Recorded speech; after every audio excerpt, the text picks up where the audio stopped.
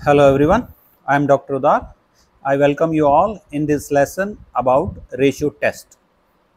Last time we had studied about Cauchy-Anathroot test. So today we will study about the D'Alembert's ratio test.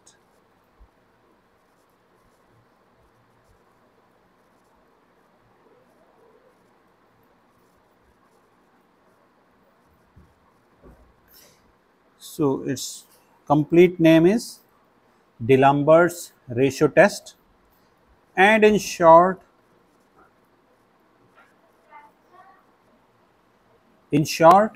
we call it as ratio test also. So है क्या वो ratio test? Let us write down here. Let sigma un be positive term series. Aldous मैं पहले बता चुका हूँ कि जो भी हम लेंगे वो सब पॉजिटिव टर्म सीरीज होंगी जब तक हम ये ना हो कि अब हम उससे बाहर आ गए हैं. फिर भी मैंने लिख दिया है if let limit un plus 1 upon un is equal to L, some L, and if L is less than 1, then sigma un is convergent. If L is greater than 1, sigma un is divergent, and if L equal to 1, then we say that test fails. जैसे हमने पहले भी देखा था कि test fail हो जाने का मतलब क्या होता है कि हम कंक्लूड नहीं कर पाते कि वो कन्वर्जेंट है कि डाइवर्जेंट है, हम कुछ उसके बारे में कह नहीं सकते. तो जहाँ तक ये रेशियो टेस्ट है बहुत ही इम्पॉर्टेंट टेस्ट है. जैसे मुझे याद आ रहा है गुरुदत्त की मूवी थी 1957 प्यासा, उसमें एक गाना है कि लाख दुखों की एक दवा है क्यों ना आजमाए काहे घबराए. लाख दुखों की एक दवा है क्यों ना आजमाए काहे घबराए. तो सेम स्थिति यहाँ पे है कि ये भी लाख दुखों की एक दवा है. तो ज़्यादातर केसेस में, मेजॉरिटी ऑफ द केसेस में फर्स्ट चॉइस जो है वो रेशियो टेस्ट ही आती है. तो इसलिए जो है ये बहुत ही इम्पॉर्टेंट टेस्ट है. इसलिए हम इसका जो है प्रूफ भी देख लेते हैं और उसके बाद जो है क्वेश्चंस ट्राई करेंगे. तो सबसे पहले हम आते हैं प्रूफ में.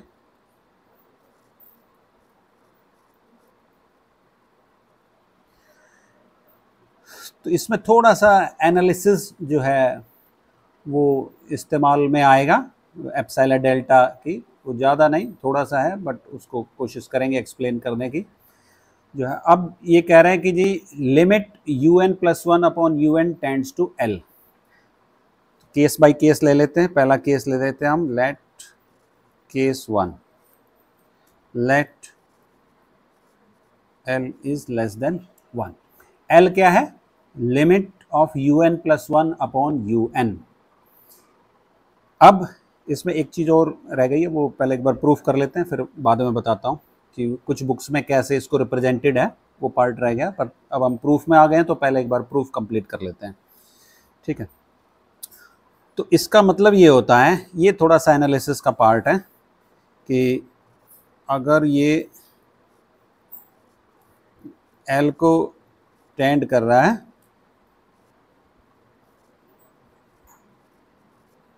पहले मैं लिख देता हूँ. इसका मतलब ये होता है कि जब ये L को टेंड कर रहा है, लिमिट को, so for any positive epsilon greater than 0, कोई भी हम एप्सिलॉन छोटे से छोटी क्वांटिटी जो हम ले लें, तो उसके लिए भी एक ऐसा m1 एग्जिस्ट करेगा कि n greater than equal to m1 जैसे मैं ले लूँ तो difference between un plus 1 upon un और L के अंदर डिफरेंस जो है उस एप्सिलॉन से कम हो जाएगा. कहने का मतलब अगर मान लो हमने एप्सिलॉन ले लिया 1, तो जैसे ये क्वांटिटी un+1/un L को टेंड कर रही है, तो हम कोई m1 लेंगे कि जिसके बाद ये सारी क्वांटिटी उसकी तरफ जाती जा रही है, क्योंकि ये क्वांटिटी इसको टेंड कर रही है।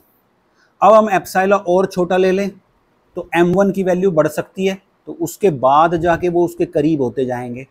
बट अगर ये कन्वर्ज हो रहे हैं तो हम कोई भी एप्सिलॉन ले लें, कितना ही भी छोटा, तो एक ऐसा m1 एग्जिस्ट करेगा कि जिसके बाद जो है इनकी डिस्टेंस जो है वो एप्सिलॉन से कम होगी। ये एनालिसिस वाला पार्ट है। तो ये हमने जो है ये हमने ले लिया। अब मॉडुलस हटा लेते हैं। तो मॉडुलस हटा लेंगे तो क्या हो जाएगा, un+1/un minus L is less than epsilon is less than minus epsilon for all n greater than equal to m1। ये मैं बार बार नहीं लिख रहा हूँ, सिर्फ मेन काम जो है वो लिख रहा हूँ इधर। तो L को एक बार उधर ले लेते हैं और एक बार उधर, तो ये हो जाएगा L माइनस एप्सिलॉन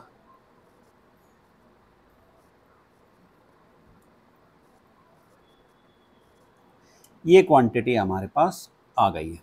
ठीक है, अब इस कंडीशन को इन्वोक करते हैं कि L is less than 1 as, bracket में लिख देते हैं, as L is less than 1। तो L जो है लेस देन 1 है, तो L के अंदर एक मतलब एक ऐसा छोटी सी क्वांटिटी जो है वो एग्जिस्ट करेगी, जो हमने अभी यहाँ एप्सिलॉन ले लिया है। तो एक ऐसी एप्सिलॉन एग्जिस्ट करेगा कि जो अगर है L plus epsilon would still be less than 1। ये सेम एप्सिलॉन हम ऊपर नीचे ले सकते हैं, क्योंकि पहले इसको बेसिकली हमने पहले लेना है। ये आप चाहो तो मतलब इसको ऊपर लिख लो, इसको ऊपर लिख लेता हूँ क्योंकि ये यहाँ पे लिख लेता हूँ। कहने का मतलब हम L प्लस एक ऐसा एप्सिलॉन चूज कर सकते हैं जो स्टिल जो है हमारा 1 से कम होगा। जैसे इसको थोड़ा एक्सप्लेन कर देता हूँ। मान लो L है हमारा 0.9, तो अब मैं 0.01 ऐसा चूज कर सकता हूँ कि जो स्टिल ऐड करें और लेस देन 1 हो। और अगर L हमारा मान लो बहुत ही क्लोज है 1 के, फिर भी मैं एक ऐसा एप्सिलॉन चूज कर सकता हूं कि जो इसको मैं ऐड करूं स्टिल वो 1 से लेस होगा। तो ये हम ऐसा एक एप्सिलॉन चूज कर सकते हैं, और इस एप्सिलॉन के कॉरस्पॉन्डिंग हम जो है इस एप्सिलॉन के कॉरस्पॉन्डिंग यही एप्सिलॉन हमने नीचे ले लिया है। तो कहने का मतलब it is the same epsilon we can take. अब इसको L प्लस एप्सिलॉन को यहीं पे ही मैं ले लेता हूं, मान लो alpha. Let us take this edge, circle मार देता हूं, इसको मैं ले लेता हूं अल्फा।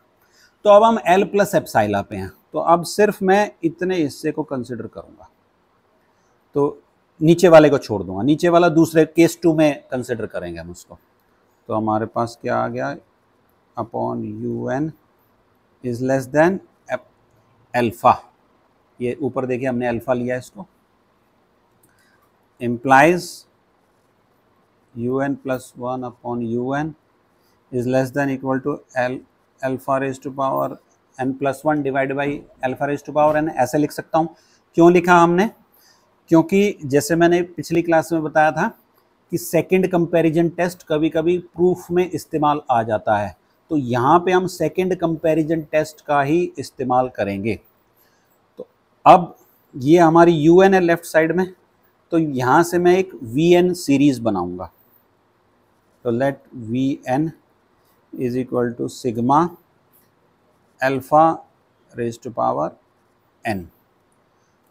इसको अगर मैं एक्सपेंडेड फॉर्म में लिख दूं तो ये है,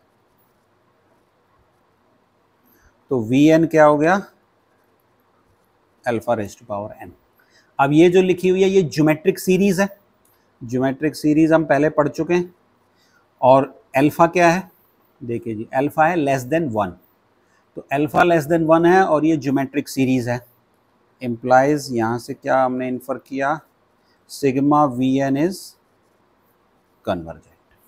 तो यहाँ पे हमारा sigma V N is convergent. अब मैं अल्फा की जगह मैं इसको वी एन ही लिख देता हूँ ताकि हमारा जो है ब्रेन जो है उसी हिसाब से ट्यून्ड होता है, जिस हिसाब से हम डेफिनेशंस पढ़ते हैं, तो मैं उसी फॉर्म में लिख देता हूँ। तो ये हो गया यू एन प्लस 1 और यहाँ पे मैं उसको लिख देता हूँ जो हमने वहाँ पे बार बार नहीं लिखा था, for all N greater than equal to m1। अब जरा एक बार सेकंड कंपैरिजन टेस्ट देखते हैं जो मैंने विदाउट प्रूफ लिखवाया था आपको ऊपर। ये देखिए जी सेकंड कंपैरिजन टेस्ट। तो यहाँ पे ये मैं डबल टिक लगा रहा हूँ, ये वाली कंडीशन देखिए, ये हमारी सेटिस्फाई हो रही है वहाँ पे। और अब नंबर 1 पे फोकस कीजिए। नंबर 1 क्या कह रहा है कि Vn अगर कन्वर्जेंट है तो Un भी कन्वर्जेंट होगी, तो वहाँ पे भी हमारी Vn जो है वो कन्वर्जेंट है क्योंकि ज्योमेट्रिक सीरीज है। तो यहाँ पे हम आ जाते हैं वापस, तो ये हमारी क्या है convergent, implies sigma Un is convergent by second comparison test. तो ये हमारा जो है ये फर्स्ट पार्ट हो गया। क्या था कि अगर L जो है वो लेस देन 1 है तो सिग्मा UN जो है वो कन्वर्जेंट होगा। सिमिलरली अब सेकंड पार्ट पे आते हैं। सेकंड पार्ट पे नीचे वाला हिस्सा लेंगे L माइनस एप्सिलॉन का। तो अब सेकंड पार्ट पे आते हैं, केस 2।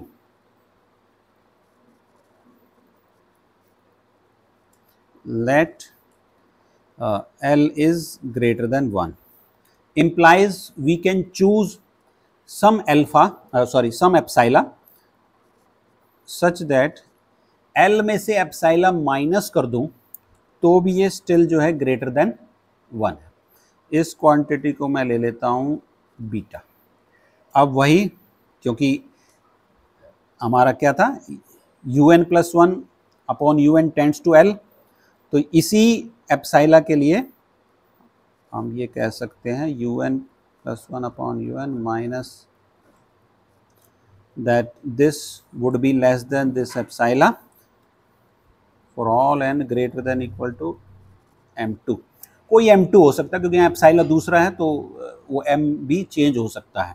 अब अगेन सेम प्रोसेस, मॉडुलस हटा देते हैं और फिर l को इधर उधर ले जाते हैं। तो मैं डायरेक्टली लिख देता हूँ जैसे पहले किया था, सेम प्रोसेस, तो बार बार उसको नहीं लिख रहा हूँ मैं। For all n greater than equal to m2। अब उसमें हमारा क्या था L प्लस एप्सिलॉन था, इसमें हमारा यूज में क्या आ रहा है L माइनस एप्सिलॉन। तो अब हम ये वाला हिस्सा जो है कंसिडर कर लेते हैं। तो L माइनस एप्सिलॉन क्या लिखा था हमने ऊपर बीटा, तो इसको मैं बीटा से रिप्लेस कर देता हूँ।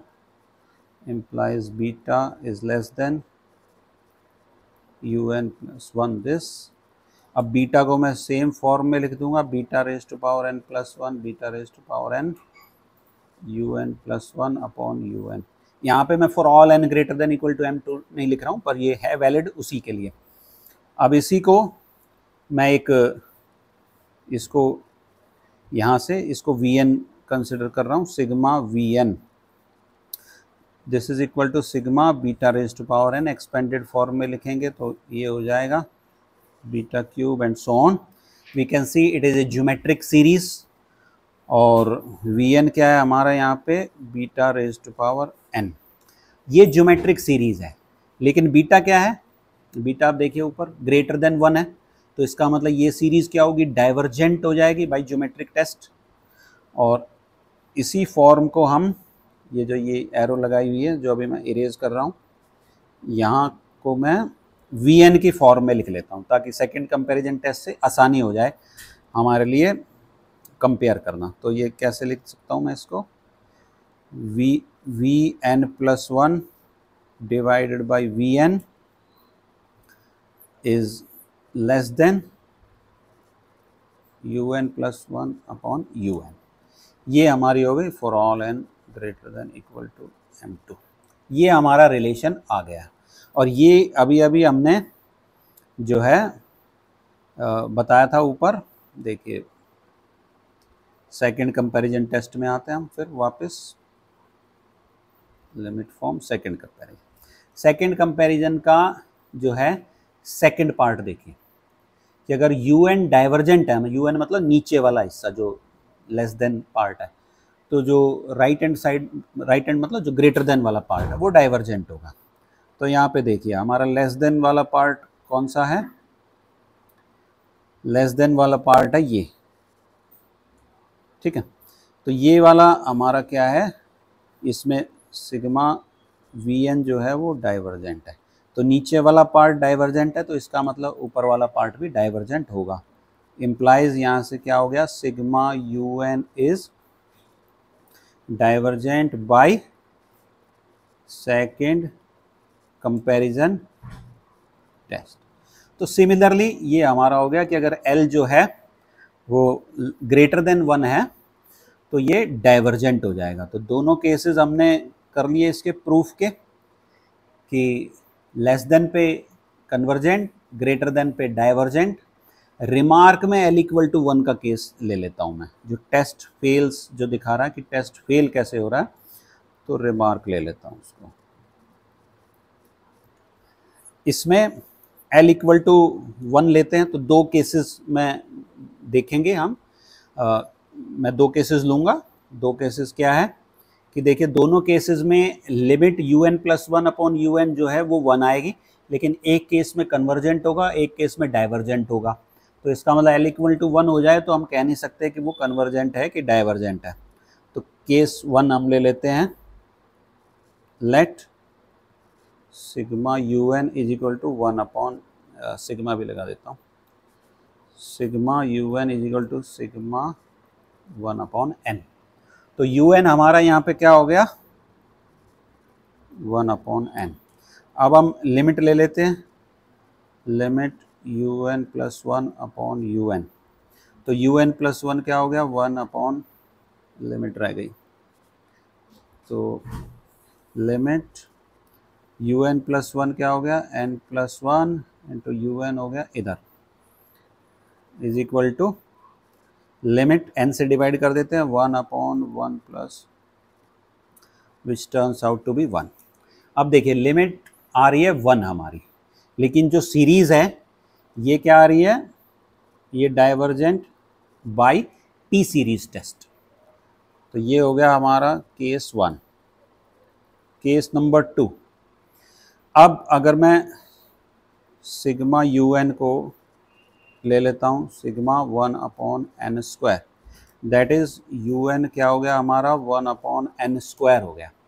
अब ज़रा लिमिट ले लेते हैं, limit un plus 1 upon un is equal to limit, ये आ गया क्या 1n plus square into n square, n square से डिवाइड कर देते हैं न्यूमरेटर डिनोमिनेटर, तो ये आएगा 1,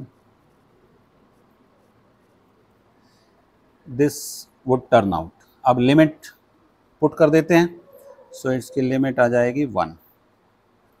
तो इस केस में भी लिमिट 1 आ रही है, लेकिन ये जो सीरीज़ है ये आ रही है, सॉरी ये आ रही है कन्वर्जेंट बाय अगेन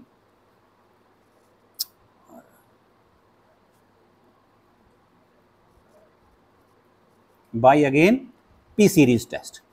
तो हमने देखा कि दोनों केसेस में लिमिट 1 आ रही है, लेकिन एक में डाइवर्जेंट आ रहा है, एक में कन्वर्जेंट आ रहा है।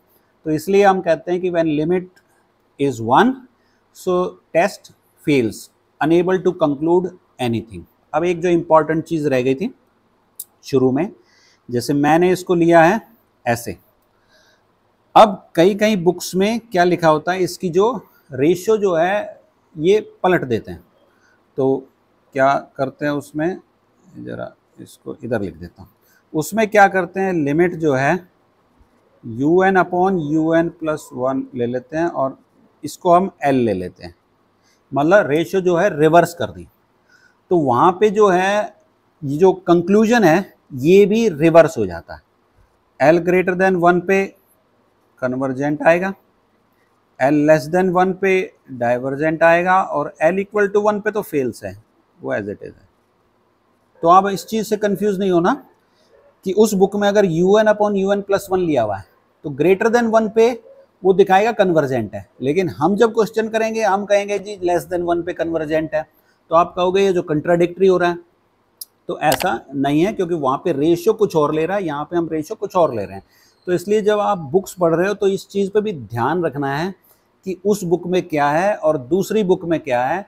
तो सिर्फ इस चीज़ पे नहीं ध्यान रखना कि लेस देन 1 पे ये हो रहा है और दूसरी बुक में लेस देन 1 पे कुछ और हो रहा है। So this has to be taken care while utilizing this result. ये मैं इरेज कर देता हूँ, ठीक है जी। तो यहाँ तक हमने प्रूफ विद रिमार्क हमने कर लिया है।